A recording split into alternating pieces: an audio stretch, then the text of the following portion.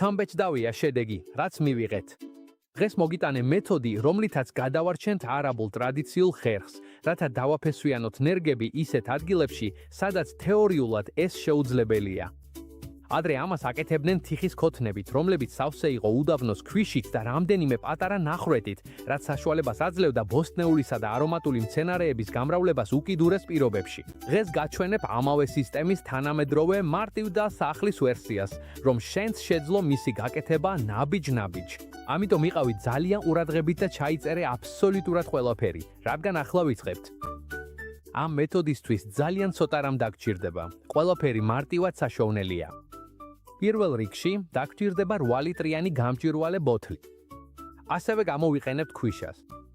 იდეალურია მდინარის ქვიშა, მაგრამ გამოდგება ზღვის ქვიშა, სამშენებლო ქვიშა ან თუნდაც წყლის ფილტრაციის ქვიშა. ყოველთვის როცა კარგად გავრეცხავთ, შეგვიძლია გამოვიყენოთ რამდენჯერმე გავრეცხოთ, მანამ სანამ წყალი მაქსიმალურად სუფთა არ გამოვა. ასევე დაგჭირდება 3%-იანი ან 10 მოცულობის ჟანგბადიანი წყალი. გარდა ამისა, დაგჭირდება კატერი ან ბასრი დანა ბოთლზე ჭრილებისთვის და რა თქმა უნდა, ნერგები. ამ შემთხვევაში ვიმუშავეთ ლიმონის, ზეთისხილისა და როზმარინის ნერგებზე და თითოეულიდან 9 ცალს მოვჭრით. თუმცა გახსოვდეს, ეს მეთოდი თითქმის ნებისმიერი მცენარის გამრავლებისთვის ან კლონირებისთვის მუშაობს. მოდით, მოვამზადოთ ჩვენი ნერგები. ვარჩევთ 33 ნერგს, 9 ლიმონის, 9 ზეთიხილის და 9 როზმარინის. თითოეული ნერგი უნდა იყოს საშუალო მდგომარეობაში, არ ძალიან ნაზი და არ ზედმეტად ხისებრი. სწორად ვასუფთავებთ თითოეულის ქვედა ნაწილს, ვაცლით ფოთლებს ან პატარა ტოტებს ისე, რომ ის ნაწილი, რომელიც მიწაში შევა, სრულად თავისუფალი იყოს. ახლა ამ ქვედა ნაწილზე ვუსვამთ ნატურალური ალოე ვერას რბილობს. ალოე უზრუნველყოფს ბუნებრივ ფესგამომყოფ ჰორმონებს, ტენიანობას, ანტიბაქტერიულ დაცვას და ძალიან ეხმარება ნერგებს, რომ ძლიერად გაიხარონ. შემდეგ ამავე ადგილს ფარავთ დაბქული დარიჩინით. დარიჩინი ბუნებრივი ანტიბაქტერიული და ანტიფუნგალური საშუალებაა, რომელიც ხელს უშლის სოკოების განვითარებას და იცავს ნერგს პირველ კვირებში. და არ დაგავიწყდეს, ზუსტად ისე მიყევი ყველა ნაბიჯს, როგორც აგიხსენი, რადგან თუ რომელიმეს გამოტოვებ, დიდი შანსია, რომ შედეგი იგივე არ იყოს. უხურე ვიდეოს სრულად, რომ ზუსტად ისე გაიმეორო, როგორც მე ვაკეთებ. ახლა მოვამზადებთ სარწყავ წყალს, რომელიც დაასველებს მთელ ქვიშას გამრავლების კონტეინერში. 1 ლიტრი წყლისთვის წყალბადის ზეჟანგს ასე ვიყენებთ. თუ შენი წყალბადის ზეჟანგი 3%-იანია ან 10 ვოლუმისია, ვიყენებთ 1 ჩაის კოვს სრულად. თუ ის 20 ვოლუმიანია ან დაახლოებით 6%-ია, ვიყენებთ 9 ჩაის კოვს. და თუ 40 ვოლუმიანი ან მეტია, ვიყენებთ 13 ჩაის კოვს, პრაქტიკულად რამდენიმე წვეთს. ეს ნაზავი არა მხოლოდ ატენიანებს ქვიშას, არამედ ასუფთავებს, ჟანგბადს აძლევს გარემოს და ხელს უშლის სოკოს განვითარებას, რაც ძალიან მნიშვნელოვანია იმისთვის, რომ კალმები არ დავპეს პროცესში. ახლა კი მოდი ბოთლის მომზადებას დავიწყოთ. დგამთ ბოთლს ვერტიკალურად და ვავსებთ ქვიშით დაახლოებით 80%-მდე. ზემოთ დარჩენილი 20%-იანი თავისუფალი ადგილი ძალიან მნიშვნელოვანია, რადგან სწორედ იქ დავამატებთ სარწყავ წყალს.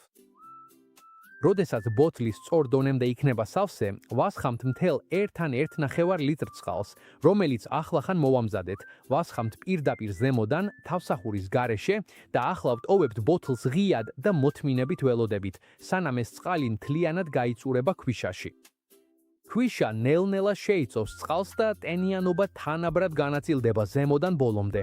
მხოლოდ მაშინ, როცა დავინახავთ, რომ წყალი მთლიანად გაიწურა და მთელი ქვიშა სველია და იდეალურ მდგომარეობაშია, სწორედ ამ დროს ვიწყებთ გვერდით ხვრელების გაკეთებას. ეს ძალიან მნიშვნელოვანია. ჯერ უნდა დაისველოს, შემდეგ უნდა გაუკეთოთ ხვრელები. თუ ხვრელებს მანამდე გაუკეთებთ, წყალს დაუკარგავთ და ქვიშა კარგად ვერ დასოლდება. ახლა როცა ქვიშა უკვე სწორად არის დასოლებული, მარკერით ვნიშნავთ იმ წერტილებს, სადაც თითოეული ნერგი უნდა მოთავსდეს. ვანაწილებთ მათ მთელ ბოთლზე ისე, რომ ძალიან ახლოს არ იყვნენ ერთმანეთთან და თითოეულს ჰქონდეს თავისი ადგილი. ახლა, კარგად გაწაფული დანა ან მაკრატელი რომ გქონდეს, თითოეულ ნიშანზე ჯვრის ფორმის ჭრილებს ვაკეთებთ. ჯვრის ფორმის ჭრილი იდეალურია, რადგან ქვიშას არ ატარებს, კარგად ერგება ღეროს სისქეს და ყველაფერს სტაბილურად ინარჩუნებს. თუ ნერგი თხელია, მაგალითად როგორც როზმარინი, პატარა ჯვარს ვაკეთებთ. თუ უფრო სქელია, მაგალითად ლიმონის ან ზეთიხილის ნერგი, ჯვარს ოდნავ დიდს ვაკეთებთ, მაგრამ ყოველთვის პროპორციულად. და თუ რაიმე მიზეზით ჭრილი ძალიან დიდი გამოგივიდა, შეგიძლია ჯვარში პატარა ბამბის ნაჭერი ჩადო. ეს ხელს უშლის ქვიშის გადმოღრას და შეგიძლია უპრობლემოდ გააგრძელო. როცა ჯვრები მზდადა, ნერგებს ვათავსებთ. თხილად სვამთ, სანამ დაახლოებით 3-4 სანტიმეტრი ქვიშაში არ იქნება.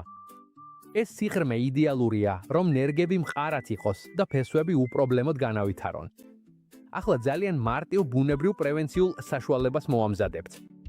1 ლიტრ წყალში ვამატებთ ცოტაოდენ დავქულ დარიჩინს. კარგად ვურავთ, ვფილტრავთ თხელტილოში ან ყავის ფილტრში და ვასხამთ შესასხურებელში. ყოველ 3-4 დღეში ერთხელ ნერგებს გარედან ვასხურებთ, რომ დავიცვათ სოკოსა და ბაქტერიებისგან. შემდეგ მთლიან ბოთლს ფარავთ გამჭვირვალე ან თეთრი პარკით. ეს ქმნის რბილ სადგურის ეფექტს, რომელიც ინარჩუნებს მაღალ ტენიანობას. თუ ამას არ გავაკეთებთ, ნერგები გაუწყლოდება და ფესვებს ვერ გაიკეთებს. ახლა გამრავლების კონტეინერს ვდგამთ ისეთ ადგილას, სადაც კარგი განათებაა, მაგრამ არ არის პირდაპირ მზე და ძალიან მნიშვნელოვანია, რომ იქ ქარი არ იყოს. ქარი ამოძრავებს პარკს, ურტყამს ნერგებს და შეიძლება ხელი შეუშალოს მათ დაფესვიანებას. ყოველ 3-4 დღეში ერთხელ ხსნით პარკს, ვანახლებთ ჰაერს და საჭიროების შემთხვევაში ვასხურებთ პრევენციულ საშუალებას. და თუ ოდესმე ქვიშა გამოშრება, რაც იშვიათად ხდება, უბრალოდ დავამატებთ ცოტა მომზადებულ წყალს მანამ, სანამ ბოთლი თავის ბუნებრივ ტენიანობას არ დაიბრუნებს. და თუ გინდა რომ ეს საუკეთესო დროს გააკეთო, მთვარის ფაზის მიხედვით, აქ გიტოვებ სწორ მითითებას. როცა ნერგებთან ვმუშაობთ, 2 მნიშვნელოვანი ნაწილი გვაქვს: ზედა ნაწილი, ანუ ღერო და მიწისქვეშა ნაწილი, ანუ ფესვები. მზარდი მთვარე ხელს უწყობს ზედა ნაწილს, ღეროებს, ფოთლებს, წვენის მოძრაობას ზევით. მაგრამ რადგან აქ გვინდა რომ მთელი ენერგია ქვედა ნაწილში ფესვებში იყოს კონცენტრირებული, ნერგების გასაკეთებლად საუკეთესო დრო კლებადი მთვარის პერიოდია. კლებადი მთვარის დროს წვენი ქვემოთ მიდის, უფრო მეტად კონცენტრირდება ბაზაზე და ეს მნიშვნელოვნად ამარტივებს ნერგის მიერ ახალი ფესვების სწრაფად და ძლიერად წარმოქმნას. და ახლა კი, პროცესის ერთ-ერთი ყველაზე ამაღელვებელი ნაწილი დგება. დაახლოებით 6 კვირის შემდეგ დაინახავ, რომ ნერგები მყარად დგანან, არ ირხევიან და პლასტმასის ბოთლის კედელზე თეთრი ფესვებიც კი ჩანს. ეს ნიშნავს, რომ სწორად გააფესვიანეს. მათი ამოღებისას ნერგებს არ გამოვქაჩავთ. ეს ყველაზე უსაფრთხო გზით უნდა გავაკეთოთ. ბოთლის ზედა ნაწილში წრიულად გავჭრით, რომ გავხსნათ. შემდეგ კი ბოთლის გარშემო რამდენიმე ვერტიკალურ ჭრას გავაკეთებთ. ასე შეგვიძლია პლასტიკატი ნაწილებად გავხსნათ და ყველანაირად ავიცილოთ ნერგების დაზიანება. და ბოლო ნაბიჯი იქნება ჩვენი ნერგებიდან ქვიშის გაწმენდა. და ბოლოს მივიღებთ 9 ლიმონის, 9 ზეთიხილის და 9 როზმარინის ნერგს, ყველა სრულყოფილად დაფესვიანებულს. თუ ეს მეთოდი გაგიკვირდა ან შთაგაგონა, დაალაიქე და გამოიწერე არხი. დადგან მალე კიდევ უფრო მეტი ძველი, უცნაური და სუპერ ეფექტური ტექნიკა იქნება, რომელიც თითქმის არავის გაუგია. და კომენტარებში მომწერე, რომელი მცენარის გამრავლება გინდა, რომ შემდეგ ვიდეოში ვცადოთ. შენი იდეა შეიძლება იყოს შემდეგი, რომელიც აქ გამოჩნდება. შეხვედრამდე.